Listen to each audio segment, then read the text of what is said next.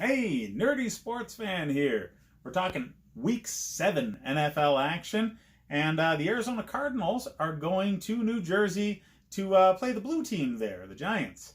Yeah, and this is a pretty evenly matched teams. This is an evenly matched game. Okay, um, young quarterbacks, rookie quarterbacks. Um, Offenses that are not necessarily fully staffed, defenses that are highly questionable. Yeah, evenly matched. They're not good, but it's going to be a good game. It's going to be a very good game. So, Cardinals fans and Giants fans are going to be the only ones watching because neither one of these teams are going to matter come playoff time. But it's still going to be a great game to watch. Most of the country thinks the Giants are going to win. I think that's just because there's more Giants fans in the world than Cardinals fans. The Giants are 3-point favorites. That's what Vegas does when they just, meh. They give 3 points to the home team. So, neutral field, this would be even. Yeah, I can see why. This game hinges on who comes back from injury. Okay? Pretty sure Saquon's coming back. Pretty sure. Not 100%, but pretty sure Saquon is coming back. So, if Saquon is back, they win. If Saquon is back in a very limited role or not back, they lose. That's what the game is hinging on. Check the injury reports all the way up to game time. Saquon Barkley's injury normally would keep him out far longer. He is healing like a freak of nature. He's young. And, I don't know, Adrian Peterson did this all the time too. The guy just, there's something about him, okay? Maybe it's HGH. But I don't think so.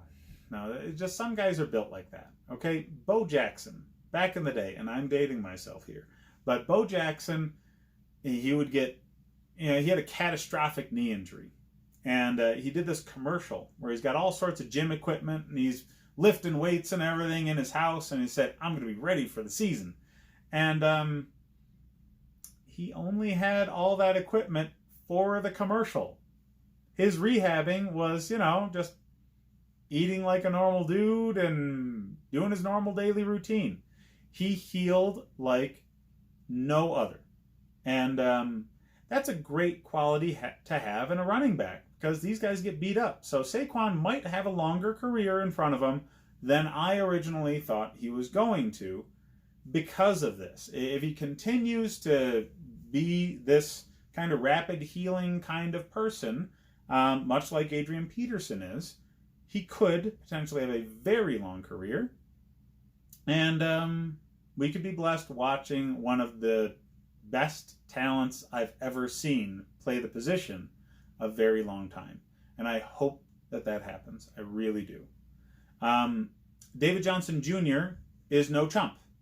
David Johnson Jr. on the other side will get his in this game because the Giants are bad on defense. And Johnson Jr. is the engine that drives the Cardinals offense right now because Kyler Murray is still figuring out the league. Weird how rookies need time, right? So he'll be up and down. But he's usually worth a fantasy play in some way. I mean, somebody's going to have somebody out due to injury or for a bye week. And if Kyler Murray's available, which he isn't in a lot of leagues because people were dumb enough to actually draft the dude when he's definitely not a top 10 fantasy quarterback. Yeah, he's probably not your starter now, dude who drafted Kyler Murray. But this week you might want to play him.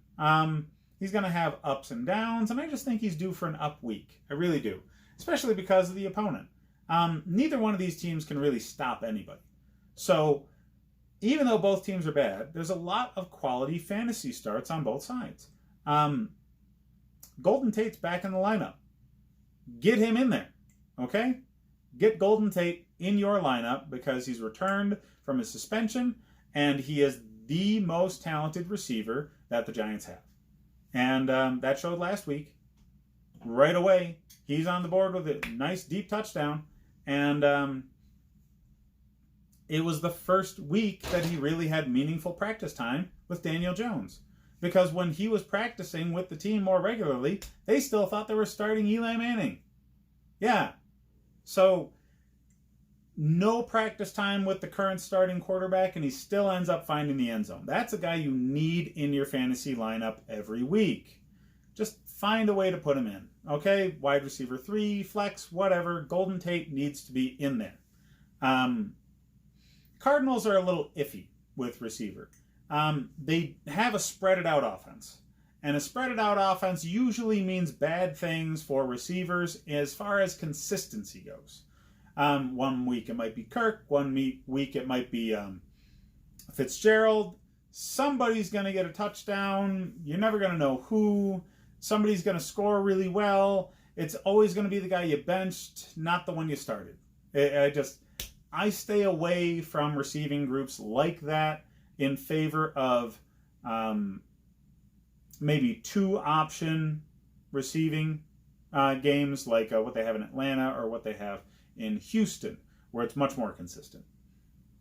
But yeah, one of those guys is going to be worth it as far as like a flex player or a wide receiver 3 because somebody's going to do well. I just never trust my ability to choose which one's actually going to do well. So yeah, David Johnson Jr. must start. Saquon Barkley, keep an eye on the injury report. He might go. If he goes, the Giants win. If he doesn't, the Giants lose. Yeah, that's what I got, essentially, fantasy-wise, this game. As far as the spread goes, I don't touch this game with my money because anytime I'm really flipping a coin on injury statuses in order to call a game, I don't want to go anywhere near that betting-wise. So, stay away. Evan Ingram gets a little bit devalued because Golden Tate's back in the lineup, but he's still a tight end 1. Yeah, there's just not enough tight ends that are going to, that a couple of less targets a game are going to significantly devalue him, so he's not your starting tight end. He's just too dynamic a player. So Evan Ingram, Golden Tate, Saquon Barkley, David Johnson Jr., and Kyler Murray are the starts for this game. Don't touch a defense. It's going to be a very high-scoring affair. Yeah, it's going to be a fun game to watch, guys, but not one that's going to matter, really. But hey, fun game to watch. Both your teams actually have a plan, and both plans seem to be working, at least at first. Let's see what they do next offseason to surround these young quarterbacks with some more talent and maybe give them defenses to work with. Check the rest of the videos for more fantasy advice, guys, and hit up the Nerdy Sports Fan Weekly for my take on the Ramsey trade.